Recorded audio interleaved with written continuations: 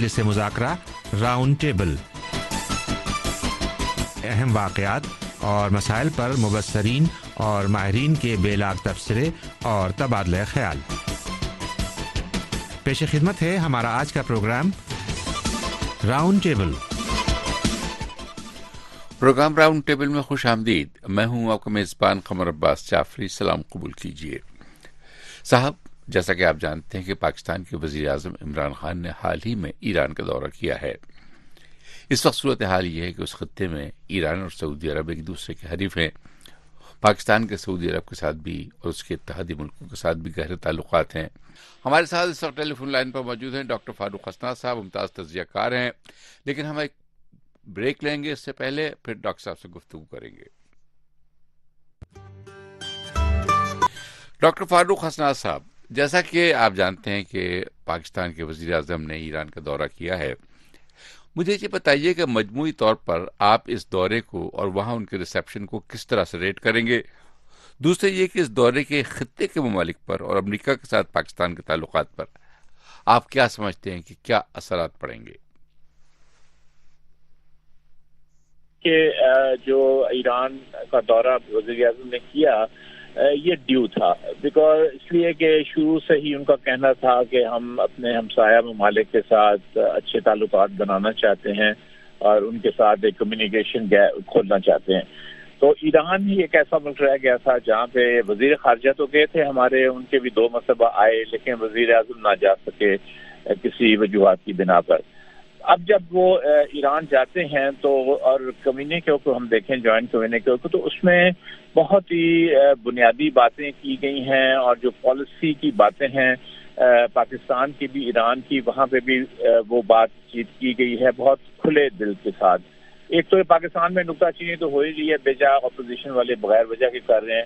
اس میں عمران خان نے کہا کہ ہم مانتے ہیں کہ ہمارے علاقے سے کچھ ایسے، جند اللہ کا انہوں نے نام تو نہیں لیا لیکن اس کا حوالہ دیا کہ وہ ایران میں جا کے دہشت گردی کی کاروائیاں کرتے تھے، اور اس طرح ایران میں، اور اس لیے ہم مل کر اس مسئلے کو حل کریں اور ہم ایسی ایک فورس بنائیں جو کامن فورس ہے، تاکہ وہ آئندہ اس قسم کی کوئی صورتحال پیدا نہ ہو۔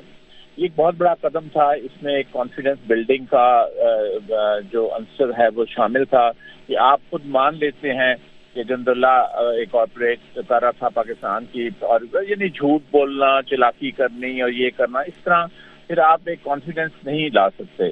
تو دوسری بات جو سب سے بڑی میرے نزدیک یہ تھی کہ جب دونوں ممالک نے یہ کہا اور پاکستان نے کہا کہ ہم چاہتے ہیں کہ ایران شامل ہو، افغانستان کا جو پیس کا پروسیس ہے سارا، اس میں ایران ہم پاکستان کے ساتھ مل کر اس میں حصہ لے۔ یہ بھی حد کے بات تھی، اس لیے کہ یہ امریکہ تو نہیں چاہے گا کہ ایران کو کسی طرح بھی اس میں حصے داری ملے۔ تو تیسری بات جو بہت اہم تھی جو ایرانی صدر نے کی، وہ انہوں نے کہا کہ ہمیں پاکستان کی طرف سے یقین دلوایا گیا ہے کہ کوئی پاکستان کسی بھی اتحاد کا حصہ نہیں بنے گا جو کہ ایران کے خلاف ہوگا۔ ان کا مطلب تھا، انہوں نے نام نہیں لیا پھر سے، لیکن اس کا مطلب تھا جو عرب نیٹو کی بات ہو رہی تھی اور جو گلف کے ممالک کو جمع کر کے ایران کے خلاف ایک محاذرائی کا پروگرام بن رہا تھا صدر ٹرمپ کی طرف سے، تو وہ انہوں نے صاف پاکستان نے کہہ دیا ہم اس کا حصہ نہیں بنیں گے۔ آگے بڑھ کر یہ تو کانفیڈنس بلڈنگ کی باتیں تھیں۔ کشمیر کا، ہاں، ایران واحد ملک ہے میرا خیال ہے ترکی کے بعد مشرق وسطیٰ میں جس نے پاکستان کے ساتھ بیٹھ کر، ساتھ مل کر کشمیر کی بات کی، کشمیر کے لوگوں کی بات کی، ان کے حقوق کی بات کی، اور جو اقوام متحدہ کی قراردادیں ہیں کشمیر کے لیے کہ وہ اپنے لوگوں کی مرضی سے وہ مسئلہ حل کریں گے، وہ ایران نے اس کو سپورٹ کیا، وہ جوائنٹ کمیونیکے میں باقاعدہ ہے۔ فلسطین کے مسئلے کے اوپر پاکستان اور ایران نے وہ بات کی، اور اس میں انہوں نے جیروسلم کو دارالخلافہ بنانے جو کہ ٹرمپ کا ایک بہت بڑا قدم تھا، اس کا انہوں نے اس کو کنڈیم کیا، گولان ہائٹس کو کنڈیم کیا جو اگین ایک کامنالٹی کو شو کرتا ہے۔ تو یہ تو سیاسی محاذ سے اور جو بین الاقوامی جس سے یقیناً یہ جو سعودی عرب اور یو اے ای ہیں ان کے کوئی حق میں یہ باتیں نہیں تھیں، یہ پاکستان کے اپنے مفاد میں تھیں اور جو ایران کے مفاد کے ساتھ مل رہا ہے۔ اب آگے چل کے باتیں جو ہوئی زیادہ وہ ٹریڈ کی، کہ ٹریڈ کیا جائے، اس میں مشکلاتیں، اور یہ پاکستان کے وزیر اعظم نے کہا کہ ہمیں معلوم ہے کہ ایران کے اوپر سینکشنز ہیں، لیکن ہم کوئی ایسے طریقے ڈھونڈیں گے جس کو دوسرے ملک بھی ڈھونڈ چکے ہیں. ترکی والے ایک بڑی اعلیٰ مثال ہمارے سامنے ہے کہ جس سے ہم بارٹر ایٹ لیسٹ ٹریڈ کر سکتے. بارٹر ٹریڈ میں تو کوئی تیسری فریق شامل نہیں ہوتا، کوئی کمپنی ایسی شامل نہیں ہوتی جو امریکہ کے ساتھ بھی لین دین کر رہی ہو جس کو ان کو ڈر ہو کہ ان پہ پابندی نہ لگ جائے. تو وہ ہم کریں گے. گیس ایران نے کہا ہم آپ کو 10% زیادہ دے سکتے ہیں، گیس بجلی دے سکتے ہیں، اور گیس بھی ہم دے سکتے ہیں، تیل بھی دے سکتے ہیں. تو میرے خیال ہے یہ بہت بڑا بریک تھرو تھا، کیونکہ اس میں ایک ایمانداری کا، خلوص کا ایلیمنٹ شامل تھا. اور ایران کے حلقوں میں یقیناً آپ باڈی لینگویج اگر ہم دیکھیں، ہم ان کی ویڈیوز دیکھیں وہاں پہ، تو صدر روحانی کی باڈی لینگویج دیکھیے تو اس میں بہت ہی پر اعتماد وہ نظر آ رہے تھے، اور وہ دیکھ رہے تھے ہمارے وزیر اعظم کی طرف کہ جس طرح وہ بالکل صحیح باتیں کر رہے ہیں. اور خاص طور پر جب عمران خان نے ان کی تعریف بھی کی کہ انقلاب کے بعد آپ کے یہاں پہ ایک ایکوالٹی آئی ہے ایران میں. جو میں اس سے پہلے اسٹوڈنٹ تھا، میں آیا تھا تو میں نے دیکھا تھا بہت فرق ہے امیر و غریب میں. تو انہیں تعریف کی. امام خمینی کے مزار پہ وہ گئے، اس سے پہلے مشہد میں امام رضا کے مزار پہ گئے. یہ سارے ایک صرف سمبولک جسٹس نہیں تھے، بلکہ جو وزیر اعظم ہیں، ان کی ٹیم ہے، یہ مانتے ہیں اس چیز کو کہ ایران کے ساتھ ہماری بہت قربت ہے. پھر ہاں انہوں نے فارسی زبان کا ذکر کیا. انہوں نے کہا جی اگر انگریز نہ آتے تو ہم آپ کے ساتھ فارسی میں بات کر رہے ہوتے، کیونکہ ہماری مغلوں کی کورٹ لینگویج فارسی تھی. میں ذرا سے یہاں یہ جی فرمائیے، آپ مکمل کیجیے اپنا جملہ. جی میں یہ کہہ رہا تھا جی، ایک تو یہ پلیٹ فارم جو ہوتا ہے آپ ایک اعتماد کا جو پہلے نہیں رہا تھا، غلط فہمیاں تھیں، وہ یعنی پر ہوا. اس کے اوپر پھر اب آپ نے عمارت بنانی ہے، اور عمارت کے جو خد و خال ہیں وہ بھی بتا دیے گئے کہ کن کن شعبوں میں ہم تعاون کر سکتے ہیں اور کہاں ایران کے ساتھ مل کر ہم اس خطے میں آگے چل سکتے ہیں. اچھا ڈاکٹر صاحب یہ بتائیے کہ اس ملاقات میں اور اس دورے کے دوران جو ایک بہت پرانا پروجیکٹ ہے پاکستان اور ایران کا پائپ لائن پروجیکٹ، اس کے بارے میں کوئی پیش رفت نظر نہیں آتی، اس کا کوئی خاص سبب ہے؟ جی اس کا بالکل یہ بار بار کہا گیا ہے. جب ایران نے کہا کہ ہم نے آپ کے بارڈر تک یہ دہرایا بھی انہوں نے، اس میں بات یہ تھی کہ یہاں پہ کچھ کمپنیز تھیں، روسی کمپنیز بھی تھیں، اور جب امریکہ نے سینکشنز لگائے تو وہ کمپنیز شائع ہو گئیں اور انہوں نے انویسٹ نہیں کیا. اور پاکستان کے پاس اتنا فورن ایکسچینج نہیں ہے کہ وہ اپنے زور کے اوپر اس پروجیکٹ کو وہ آگے چلا سکے. لیکن جیسے کہ وہاں پہ بات کی گئی کہ اس کے آؤٹ آف دا باکس جا کے کوئی سولوشن ڈھونڈنا ہوگا اور ایسے طریقے ڈھونڈنے ہوں گے، یعنی آپ اس کمپنی کو انوالو کریں جس کے امریکہ کے ساتھ تعلقات نہیں ہیں، چونکہ ان پہ تو وہ بین لگ جائے گا. تو جو امریکہ کے ساتھ نہیں ہیں جن کے تعلقات، تو وہ اگر فائنینس کریں تو اس میں تو کوئی رکاوٹ نہیں ہے ایز سچ. تو اب یورپینس کے اوپر بھی ڈیپینڈ کرتا ہے. وہ کہتے تو ہیں زبانی جمع خرچ تو بہت وہ کر رہے ہیں کہ ہم ایک ادارہ بنا رہے ہیں ایسا جو کہ ان سینکشنز کو بائی پاس کرے گا اور وہ امریکہ کی زد میں نہیں آئیں گے ان کی پابندیوں کی.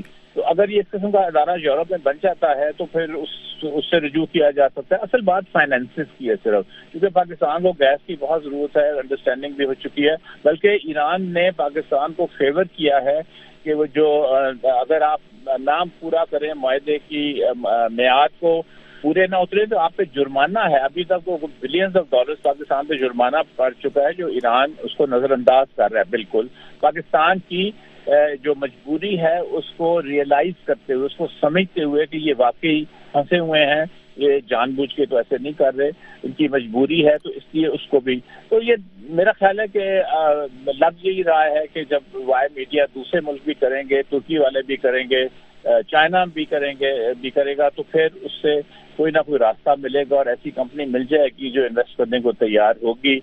تو پھر پائپ لائن کا کوئی مسئلہ نہیں، جو کہ پاکستان میں ایک بہت وسیع گیس ڈسٹریبیوشن کا پہلے سے ہی نظام موجود ہے. صرف پائپ کو جوڑنا ہے ایران کے پائپ کے ساتھ تو وہ سارا معاملہ فعال ہو جائے گا. اچھا یہ بتائیے کہ ریجن میں آپ یہ سمجھتے ہیں کہ کوئی مطلب انقلابی تبدیلیاں آپ نظر آتی ہیں آپ کو، جو خاص طور پر افغانستان کے حوالے سے جب ہم ایران کا رول دیکھتے ہیں تو آپ یہ سمجھتے ہیں کہ کیا وہ جو غلط فہمیاں ہیں ایران کے ساتھ افغانستان کے حوالے سے وہ دور ہو سکتی ہیں؟ وہ تو بالکل دور ہو گئی ہیں جی. اصل میں ہوا یہ تھا کہ اگر ہم تھوڑی سی پیچھے جائیں تو ابھی طالبان نہیں آئے تھے 96 میں. روسی جا چکے تھے وہاں. وار لارڈزم کی حکومت تھی افغانستان میں. ہر مہینے اگر ہم پرانے اخبارات کھول کے دیکھیں وہاں پہ علی اکبر ولایتی ہوتے تھے, ایران کے بڑے فعال فارن منسٹر تھے, وزیر خارجہ. ادھر ہمارے صاحبزادہ یعقوب ہوتے تھے. ہر مہینے ان کی ملاقاتیں ہو رہی ہوتی تھیں یا تہران میں یا اسلام آباد میں, افغانستان کے اوپر ہی کہ کوئی عبوری حکومت ایسی بنائے. اور پھر عبوری حکومت بنا بھی دی جس نے مکے میں جا کے ایک ایگریمنٹ بھی کیا تھا ربانی صاحب سے اس وقت اور حکمت جاد سے. لیکن وہ آپس میں لڑائی شروع ہو گئی. اس کے بعد طالبان جب طالبان آتے ہیں تو وہاں پہ پھر مس انڈرسٹینڈنگ ایکچولی بنیاد اس کی پڑتی ہے. جو کہ پاکستان طالبان کی امداد کر رہا ہوتا ہے وہ ایران ناردرن الائنس کی, لیکن وہ بہت دور کی بات ہے, وہ بہت دور چلا گیا ہے. اب حالات بہت تبدیل ہو گیا. پاکستان کے کوئی انٹرسٹ نہیں ہے کہ طالبان کی حکومت آئے یا نہ آئے, بلکہ ایران نے بھی طالبان کے کوئی دھڑوں کے ساتھ اچھے تعلقات بنا لیے ہیں. تو میرا خیال ہے ایران اب یہ کہا, عمران خان نے کہا, دیکھیے یہ بات کہنا ایکچولی ایک امریکہ کو بھی میسج بھیجنا تھا کہ ہم یہاں پہ جو خارجہ پالیسی بنا رہے ہیں وہ اپنے انٹرسٹ میں بنا رہے ہیں. جب یہ صاف الفاظ میں کہا گیا کہ ایران کے ساتھ مل کر ہم افغانستان میں کوئی حل ڈھونڈیں گے پرامن بات چیت کے ذریعے, تو یہ ایک بہت بڑا پیغام تھا امریکہ کو بھی کہ ہم ایران کو انوالو کرنا چاہتے ہیں پیس میکنگ میں افغانستان کے, بیکاز ہم بھی جانتے ہیں سارے کہ ایران کے بغیر وہاں پہ امن نہیں آ سکتا اور امریکی فوجیں وہاں پہ پھنس کے رہ جائیں گی. اچھا, آپ پاکستان کے بارے میں یہ سمجھتے ہیں کہ امریکہ کے ساتھ جو تعلقات ہیں اس کے وہ تو متاثر نہیں ہوں گے اس دورے سے یا ایران کے ساتھ قربت سے؟ یہ سچی بات تو یہ ہے کہ پاکستان کے امریکہ کے ساتھ اب تعلقات رہی نہیں ہے. ایران جو امریکہ ہے وہ اسٹریٹجک پارٹنر ہے ہندوستان کا, وہ اوپنلی کہا ہے. شاہ محمود قریشی نے ایک بیان بھی دیا تھا, اس میں انہوں نے کہا تھا کہ میں نے جب سیکرٹری سے پومپیو سے میری بات ہوئی تو میں نے ان کو کہا کہ ہم جانتے ہیں, ہم سمجھتے ہیں کہ آپ کے اسٹریٹجک تعلقات ہیں ہندوستان کے ساتھ. جب یہ پلوامہ کا مسئلہ ہوا تھا میں اس کے حوالے سے بات کر رہا ہوں, لیکن آپ کو یہ بھی خیال رکھنا چاہیے کہ آپ نے افغانستان میں ہماری مدد آپ کو چاہیے, تو اس لیے ہم چاہیں گے کہ آپ بیلنس رکھیں.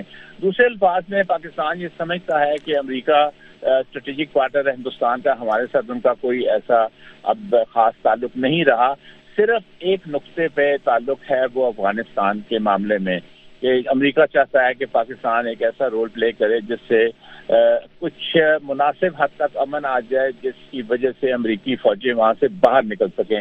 میرا نہیں خیال کہ اس کے علاوہ کوئی امریکہ کا انٹرسٹ ہے اس خطے میں پاکستان کے ساتھ, اور نہ ہی کوئی پاکستان کا امریکہ کے ساتھ انٹرسٹ ہے. پاکستان بہت زیادہ چین کی طرف, روس کی طرف, جو ریجنل الائنس ہیں, ایران ہے, ترکی ہے. ترکی والے بھی تو امریکہ سے بہت ناراض ہیں, لیکن وہ پاکستان کے ساتھ کے بہت گہرے تعلقات ہیں.